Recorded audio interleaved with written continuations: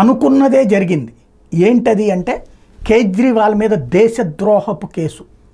ఎందుకు ఇవాళ ఢిల్లీలో జరిగినటువంటి అన్నీ ఏంటి? ఉద్యమాలు, దేశద్రోహుల ఉద్యమాలు, ఖలిస్తానీ ఉద్యమాలు. ఖలిస్తానీలకు డబ్బులు ఎక్కడి నుంచి వచ్చినాయి? సమకూర్చింది కేజ్రీవాల్.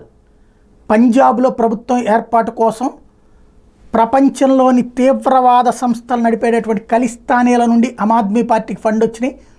ఆ డబ్బుల్ని కేజ్రీవాల్ ఇక్కడ ఖర్చు పెట్టారు. దానికి తోడు లిక్కర్ కుంభకోణం. లిక్కర్ కుంభకోణంలో అరెస్ట్ అయినటువంటి కేజ్రీవాల్ మీద ఇప్పటిదాకా సిబిఐ, ఈడీ కేసులు. దాని మీదన రేపో మాపో 7వ తారీఖున అంటే రేపే బెయిల్ రావాల్సి ఉంది. ఎందుకంటే సుప్రీంకోర్టు అతని ఎన్నికల ప్రచారానికి సంబంధించి పంపించడానికి రెడీ అన్నటువంటిది సంకేతం ఇచ్చింది. 7వ తారీఖున విచారణ చేస్తామని.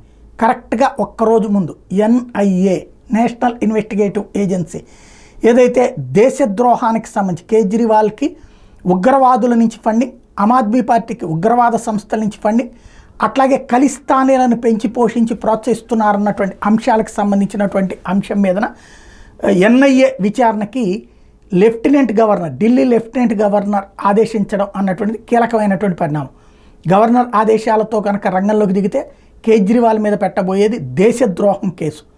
అది ఈ రాత్రి తెల్లవారుజామున లోపు జరిగితే రేపు పొద్దున ఆ కేసులో బెయిల్ వస్తే ఈ కేసులో బయటికి రానికుండా ఉంటుంది.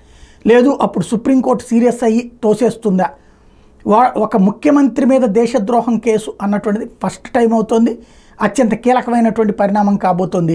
ఇదంతా కక్ష సాధింపు చర్యలేనని ఆటోమేటిక్గా విపక్షాలు విమర్శిస్తే, మరోవైపున భారతీయ జనతా పార్టీ అయితే ముందుకు దూసుకెళ్తోంది.